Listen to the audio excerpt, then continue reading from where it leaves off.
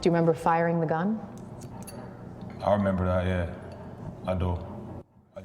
Jaush'ir Weaver had a promising future, and he threw that away at 16 years old when he fired a gun into a crowd, killing an innocent man. Tonight, in part 2 of our Investigates piece, what he would say to his younger self before firing that gun.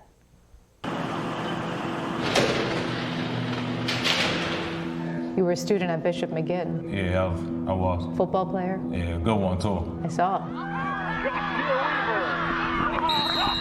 You could have done a lot with that. Yeah, I could have been great, but, no, wrong path. I said a wrong turn. I don't know where I went wrong.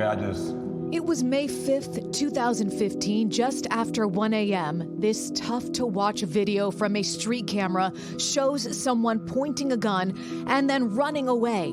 10 minutes later, police video shows an officer running after a suspect. That person who fired the gun is Jaush'ir Weaver. He was just 16 years old at that time. Do you remember firing the gun? I remember that, yeah, I do.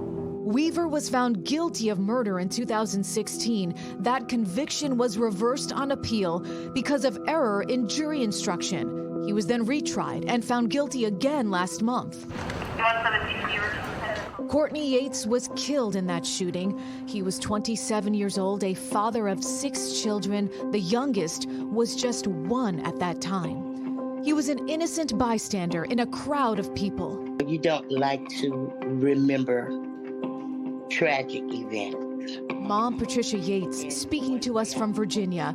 She remembers her son Courtney as funny, witty, and always helpful. And she has this to say to the young man who killed her son. They rave about him being an academic individual, athletic.